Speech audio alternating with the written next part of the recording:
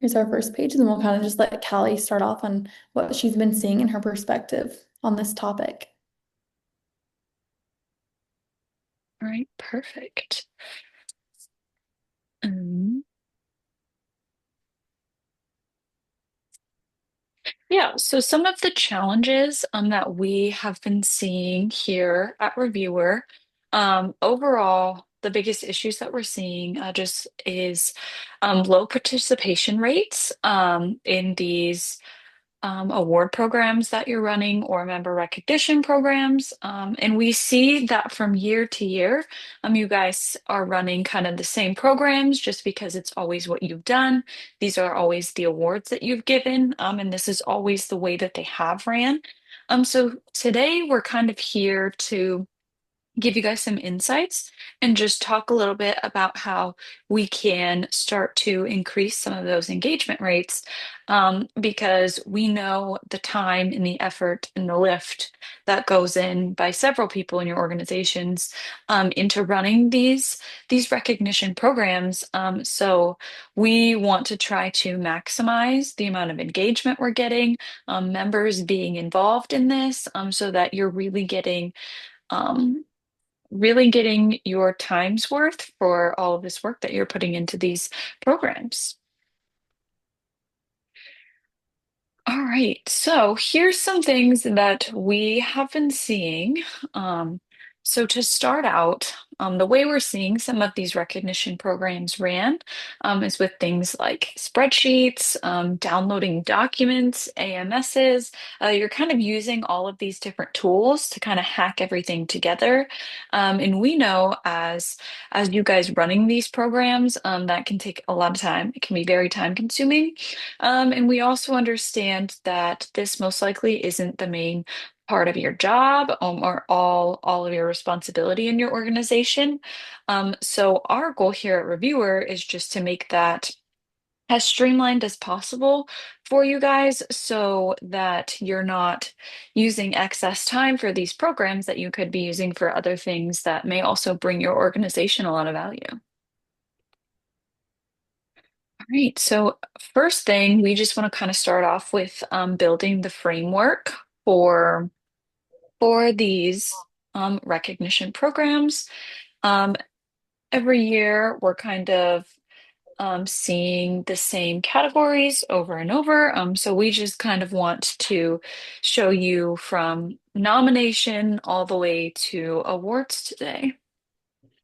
Yeah, so kind of just getting into this, I want to talk a little bit about the nomination and then the nominee and kind of how their experiences go hand in hand. Obviously, the nominator is going to be the one nominating the nominee. And there's a lot that kind of goes into that entire process. So the few things that we kind of want to highlight just to start off is the accessible nomination. So removing those barriers and encouraging broad participation through simplified processes. So one of the main points we're talking about in this webinar today is getting those numbers up. And with that, everyone knows that you are going to have 10 times more applicants if you have an easier, a more smooth process. If it's something where they have to send 5 different documents, 3 essays, and 4 different picture uploads to 3 different locations, your numbers are going to go down significantly as compared if it was all in one place. And then with that, enhancing your nominee journey. So having the nominee experience be streamlined also. So whether that be through clear communication throughout your experience, letting the nominee actually be involved with their application. That's another thing we see is where the nominator is the only one filling out that form. And then it's kind of just a guess. So they can either guess and try and get everything right for their nominee for that information, or they can sneakily be like, hey, I'm going to nominate you for this application, give me this information. And then that just makes the nominee experience not as exciting and not as rewarding in the end because they kind of know what's coming. Streamlining that judging and administrative side of things, excuse me. So making the judging process as fair and as smooth as possible. I would probably venture to say that most of your judges in your nomination events are going to be volunteers. So making that experience super intuitive and easy for them as well is super important. And then the last thing is meaningful recognition. That kind of goes back to that nominee standpoint where when the time comes, if they are finding out that they've been nominated, it's going to be so much more exciting that way. And then also if they do win that nomination, that award, it's just going to make their experience better. With that, now that you guys kind of have a background on our perspective and the way we see things here at Reviewer with that nominate or nominee relationship, I'm going to walk you through that because we do things a little bit differently here as compared to other platforms. So the first thing is you can have your website where all your nominators, nominees know you as, and you can put that link in there where they can have access to your microsite is what we call it. From here, we're going to have that nominator build an account, put all their information in, kind of same thing in that information. The nice thing about this is once those nominators put that information in, when you run your cycle again next year, that information is going to be saved. So they can log in and this information it's going to be saved and they can just click next and half of their things are going to be filled out. Next page is the nominating information. So pretty short, sweet, just straightforward of what they're filling out for that nominee. Listing why do you want to nominate, pretty typical. A big old text box, but it's one question where they can get it done and then just click submit. With that, so they click submit. Upon submit, that nominee is getting an invite email. So they're going to be invited. Congratulations, you have been nominated for this 30 under 30 award. They then have access to come in and fill out their form to the best of their ability. So makes all nominee applications so much more credible because it's coming straight from that nominee. Eligibility checks, excuse me, is something that's really big here at Reviewer. We don't want to waste your time or those nominees' time by letting them apply for something they're not eligible for. So that last page is going to be the eligibility check. And then right here, this is showing them what they can apply for. So as they fill out that form, that's what they're going to select that they're applying for, and they're only going to answer the questions that pertain to that. Another thing that's kind of fun to highlight here in Reviewer is our safety and securely upload component. So not having to worry about how those files can get lost in email, lost in the mail. Important documents are safe here in Reviewer. They also have a voice in their own application. So kind of similar questions to what that nominator filled out. They can fill out individual questions applying specifically to the award they're applying for. And then letters of recommendation. That's another thing that's really cool here at Reviewer. We actually allow for the nominees, any applicants to invite recommenders into the system. And so you are getting that letter of recommendation straight from the recommender. It's not getting lost. Then you don't have to worry about having the nominee maybe fill out a letter of recommendation by themselves. It's completely the correct recommendation. And then also we do things where we have them rank applicants on certain components. So if I ask a recommender who's very good at writing a letter, and then Callie asks someone who maybe isn't as good at writing a letter of recommendation, there's still more fair play because Callie might be a way better applicant than I am. So just some cool ways to kind of implement this. And then that reference, the same way that that nominee got the email sent to them, the reference is going to get that same kind of email and then be able to kind of come in and fill it out. This is kind of what I was talking about with those number rankings. And then you also can have the opportunity to upload what you might need. With that being said, that's kind of an overview of the nominator nominee experience. Really intuitive and neat how it all kind of ties together, and it's just a very streamlined process.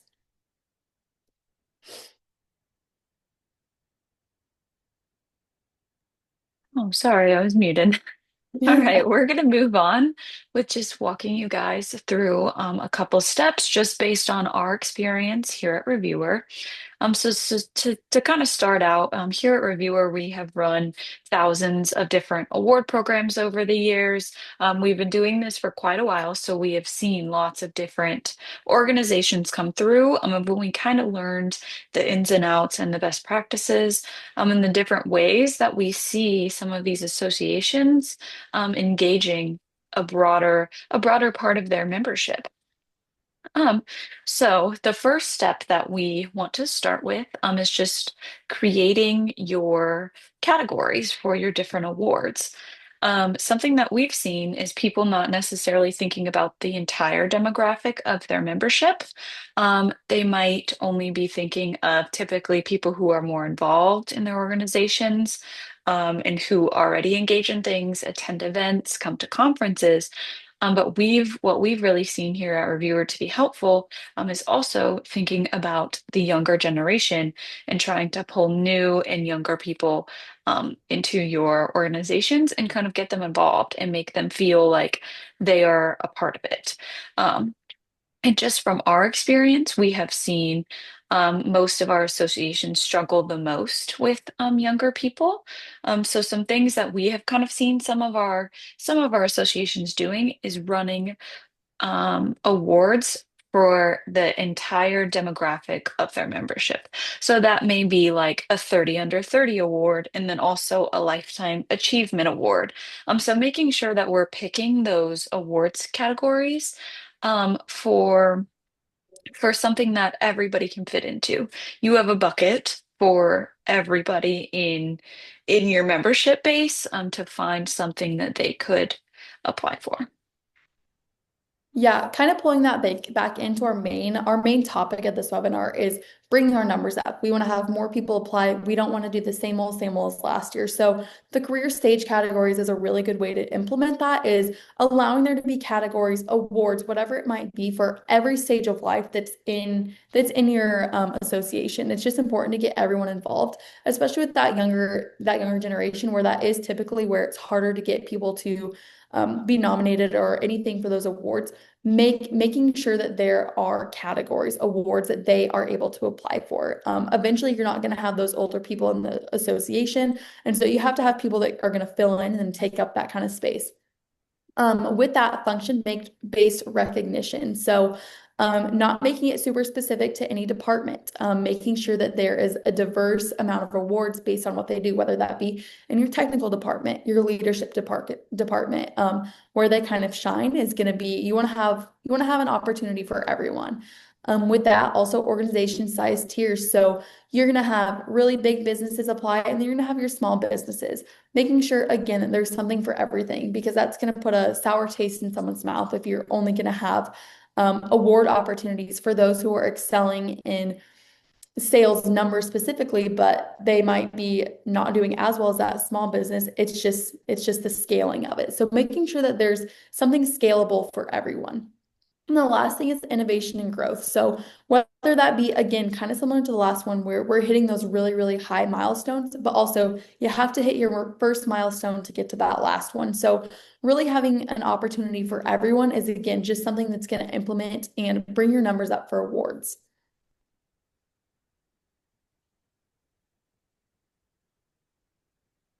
All right. For our step two, we have just making these nominations very accessible. So if you want your engagement rates in your programs and in your association to increase, the nominations is where we kind of start. We have to make those accessible to people, make them easy. We can't make super complicated forms that they're getting stuck in. We just want to make the easiest forms possible. So that's kind of lowering the barrier for those nomination forms, making sure they are simple, they are straight to the point, and they're easy to get to.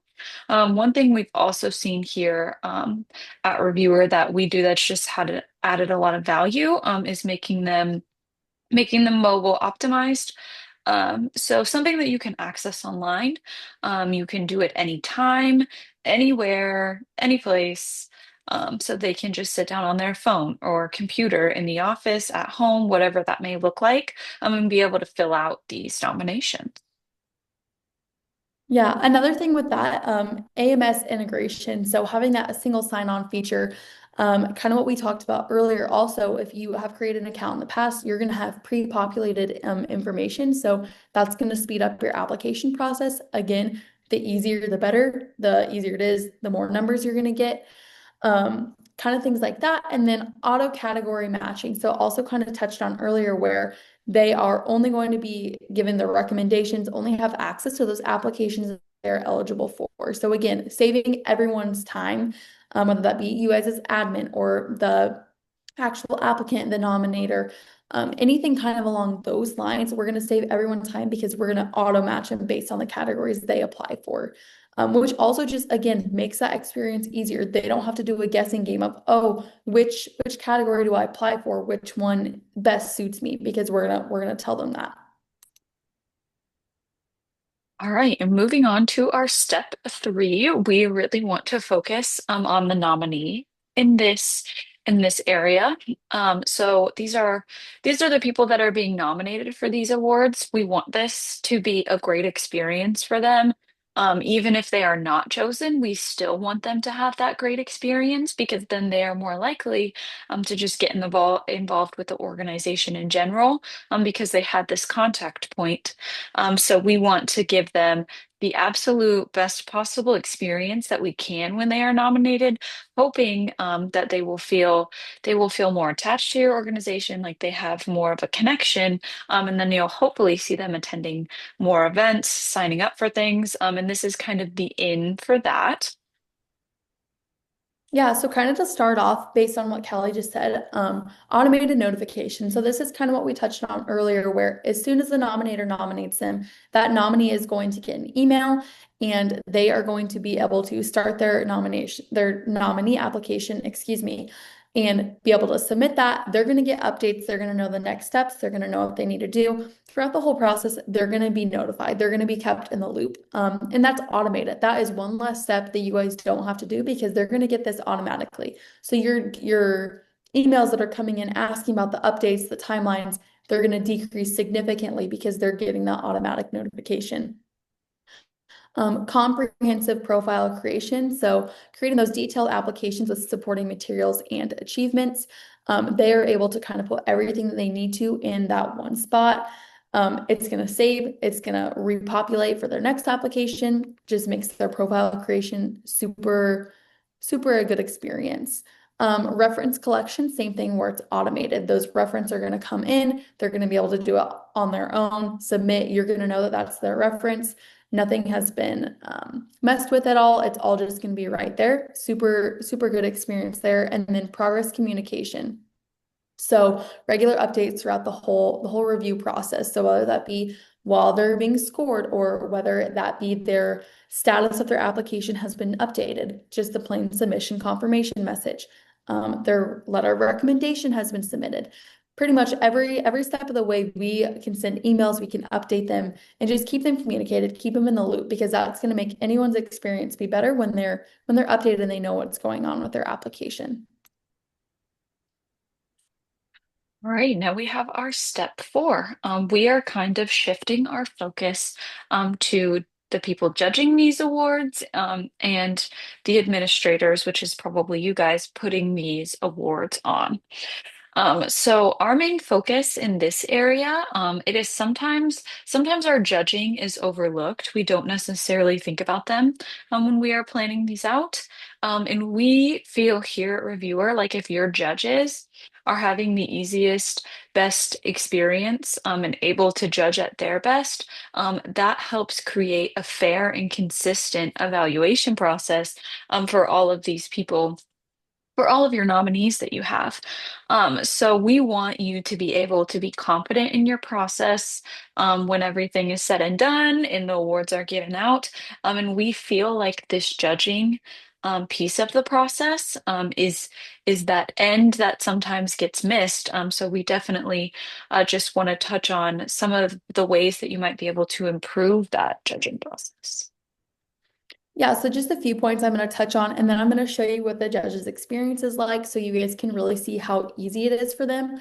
But before we get into kind of their side of things, let's talk about why the judging experience matters so much for you guys as an admin. So the first thing is that smart workload distribution. So we can set limits to how many submissions are reviewed by each reviewer. So, and that's also going to tie into making scoring fair. That means that you're not going to have one judge do 50 judge 50 applications and then the next judge do 5. That's just not fair. And then that judge is going to have burnout. That judge is not going to score the 50th application the same as he scored the third application. So making sure that we have that workload distribution at an even and at a doable number. We want to make sure that that's the best experience so that those submissions are getting scored fairly.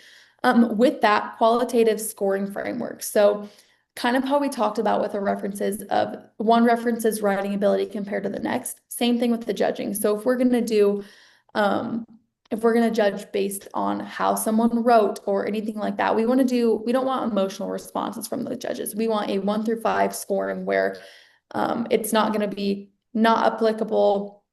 It's not going to be not through a 1 through 20, because my 20 might be different from Callie's 20. So it's going to be more emotional. It's going to be this meets expectations. This is the criteria they were given. They did that versus I think this is a 10 out of 10. So just making sure that that's super fair. Score normalization. So these are reports that we run. Again, making sure the judging is fair. So say I'm a really easy score and Callie is not. We can run a report making sure that we can take the average of everyone's scores and then everyone's judging scores. And then it runs a report to make sure that the true person who got the average best score, they're going to be your true winner, which is super important to some people. And as it should be, just making sure that they truly are choosing the most deserving applicant for their winner. And then the last thing, again, kind of how we touched on earlier with the application process, is this is a mobile review platform. So they are able to judge anywhere on most devices. They are able to truly just log on, get their judging done, and then just be done with it. And it's super fast, super easy. Once they're in, and then they can just judge away. So having that all be in one place is super, super helpful. Now to just kind of show you the judge's experience. Let me find that quick. Evaluation experience. So they're going to be invited, they're going to fill out, they're going to create some credentials, and then they're going to go and whoops. I think that's it. This is just showing that we can hide information. So if we don't want your judges to see who they are evaluating, we can hide that. And then this is what the judging experience looks like. So they're going to click edit, and then they're going to have the whole entire submission form on the left, and then the entire evaluation form on the right. So here is our scoring over here on the right. It's going to add up at the bottom, a place for comments. Just a really good place where they can see everything that they need to and not have to have multiple tabs open, have anything on paper. It's all just in one place. Up here, we can see all the documents, so you can view them, whatever you might need to do there, just kind of depending. And then you can also write notes. There's just so many things that your judges can utilize throughout their process to kind of judge their best. All right, and now we are into step 5, which is just meaningful recognition. We just want to quickly touch on this for those of you who might find value by a showcasing page in with public voting. Yes, before we hop into that, it looks like we got a message in the chat asking, are scores able to be edited once submitted? Yes, they are, but we can also configure it so where once they're submitted, we can't edit them. So yes and no, we can do either or, depending on your guys' preference. Good question. Thank you for coming into our chat. Kind of talking about this showcase page. So meaningful recognition, I'm going to show you what that showcase page looks like. But before we get started with that, community voting integration. So we can actually spotlight applicants as they submit, and then you can open up public voting. So anyone from the public can come out and vote. You can either do a number or you can do a like or a dislike. I'll show you that there. So that's just a really good way to kind of showcase what you're doing with your awards. You can link that showcase anywhere, bring more people in, bring attention to your awards. And again, that's going to up your numbers, showing the high level of applicants that you have and what they're applying for, how they benefit, anything along those lines that's going to bring people in and that's going to up your numbers. Digital winner showcases. So creating those dynamic profiles with ongoing achievements and member interaction capabilities. So allowing for those winners to come in, and then the members are able to interact with those people who are being showcased. Ambassador program. So kind of taking those winners, taking those applicants that you see very highly of who submitted a very good application, you can use that and push that into your company and kind of use that to the best of your ability. Do something with those people who got those awards and really push that throughout your association, your company, whatever it might be. And then impact amplification, multi-channel celebration across events, social media, and member communications. So just kind of showing, being able to showcase everything that you have done with your event, um, sharing it wherever you need to, just making sure that it's visible to everyone, showcasing again kind of what you have done here. I'm going to kind of show through here. So this is an example of some of our actual clients. This is a public showcase of the nominee finalists, as well as they have the public voting enabled. And that's a really good way that they boost their marketing efforts and engage the community with, and they can vote on their fan favorite. So just kind of allowing the community come in. This isn't used as your true evaluation, your true scoring, but it's a good way to kind of, if you want to do a fan favorite award and then the true winner based on your judging, it's a really good way to just get everyone involved and again, up those numbers for next year. The showcase can pull from their submission form. You can choose what you want. Just a good way to, if you want the public to see what they submitted, kind of a little bit about them, what you think the public should know about them, you can put out there. And then over here, right here, that's your little voting tool. How you decide what if they are going to get your vote or not. You can also show different pictures. And then the nice thing about this is that you can set voting limits. So you can choose that someone can submit one vote a day or 10 votes a day, just so people don't send it to everyone and get an influx and just makes it not fair. So there's a way to kind of regulate that and make sure it's the best experience for those who are being voted on.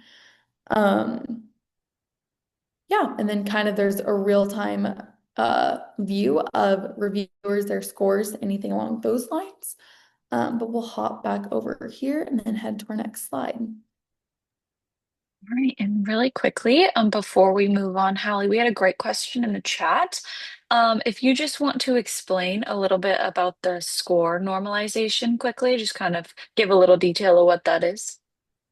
Yeah, you bet. So we're going to take, so say that there's one submission, my submission, and then we're going to show every judge how they scored that submission. So we'll say that Callie judged it, and then Kyle, our CEO here, he judged. Callie gave me a 70 and Kyle gave me an 80.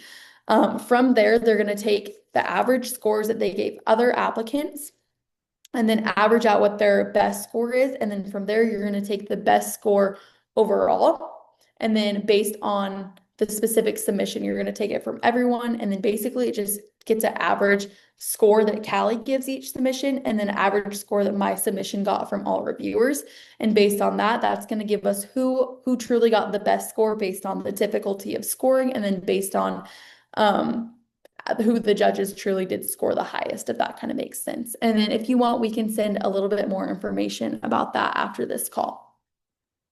Yeah, and that's a really awesome tool that we have here at Reviewer, just because it kind of makes things more fair. What we've seen here at Reviewer is sometimes you may have some really tough scores, and you may have some scores that um, don't necessarily grade as tough as others. So that's a great way to kind of neutralize it and give it more of an even playing field.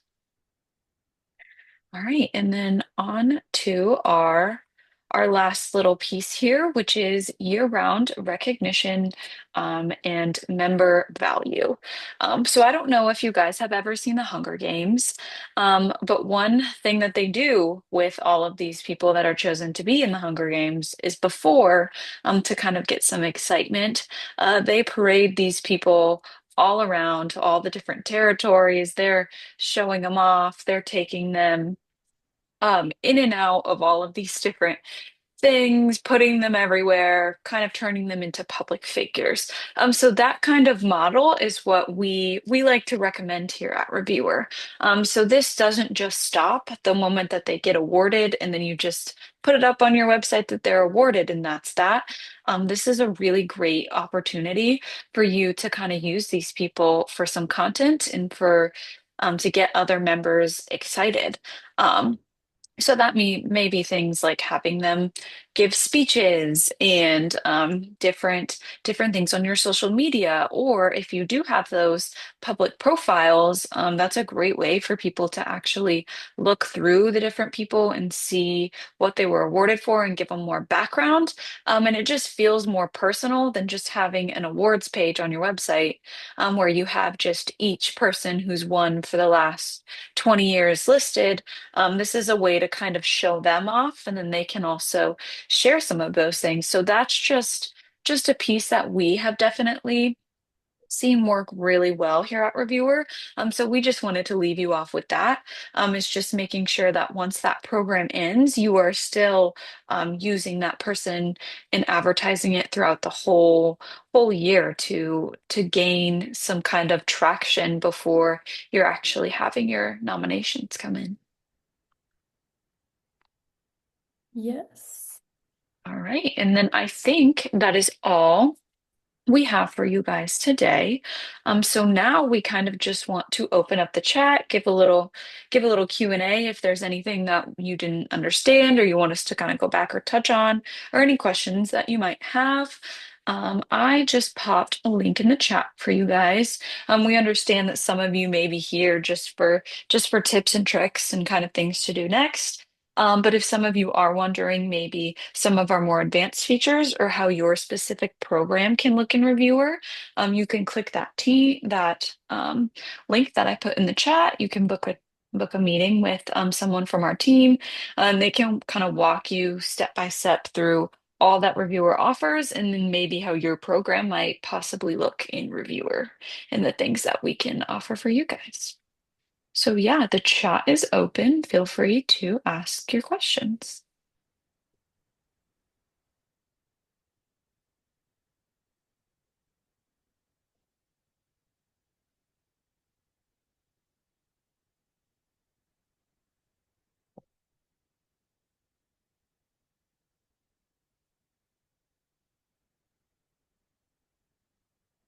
It looks like we got a question asking, how do you handle businesses that are nominated in multiple categories and could probably win each of them?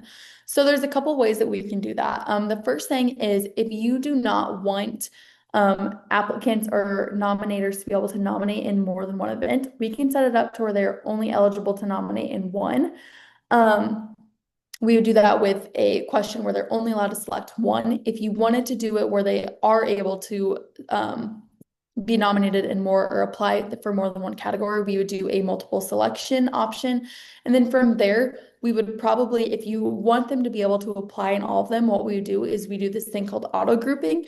And so for pretty much all events where we have them selecting what award or what category they are applying for, we do auto grouping. So as soon as they click submit, they're going to be automatically put into that group. And so for those that are going to be applying for more than one, they're going to put in all those groups and then you can judge them in all those groups. So that's one way. Otherwise, we can go the other route where you only allow them to apply for one. So we can say, these are all the awards that you were nominated for, but we are only going to allow you to apply for one. So choose one, and then the rest of their application is pulled from there. So there's a couple ways around that. It just kind of depends on how you want to run that as a company, how you kind of want to go about that. Looks like we have a question here about this recording. So yeah, after today, we will kind of put this out in article format for you and also send the recording out later in a little follow-up, give you guys some information if you want to share some of this stuff maybe with other team members or want to rewatch it and go back. We will definitely be sending the recording out.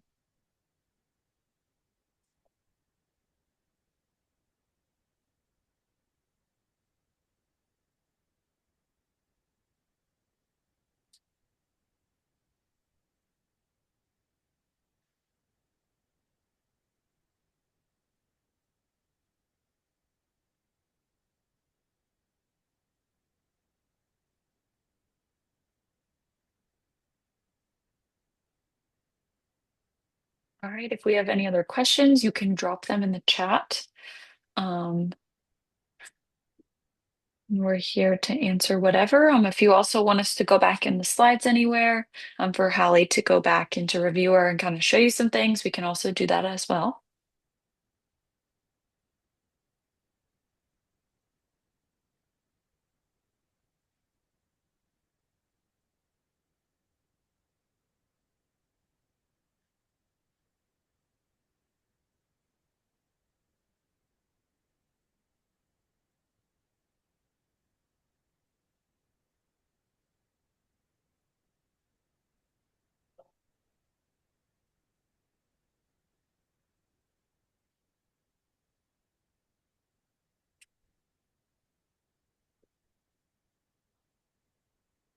And also, as well, if you have any one-on-one questions that maybe won't be for the whole group here, you can definitely book a meeting through that link and they'll be able to answer any questions in that meeting that you have.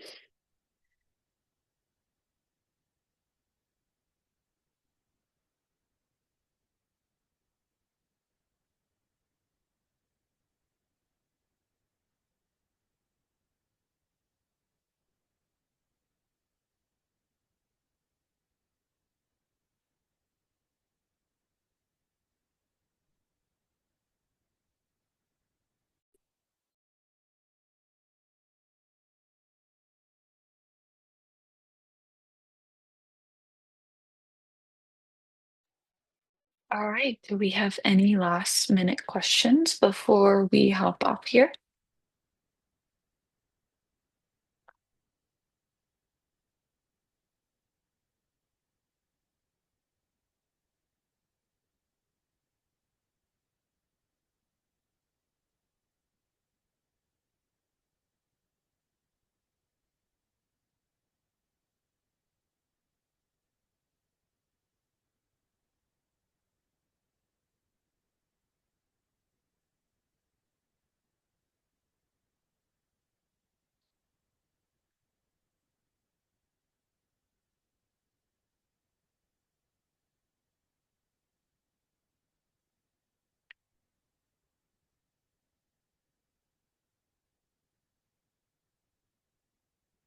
All right. Well, if we don't have any more questions, we both just want to thank you all for coming, and thank you for just giving us the chance to kind of share some of our insights. And if you have any questions following this webinar, feel free to reach out to our team, or to book a demo with that link that I gave you. And people on our sales team will be able to answer any questions that we may not have covered or that may pop up later. So feel free to reach out.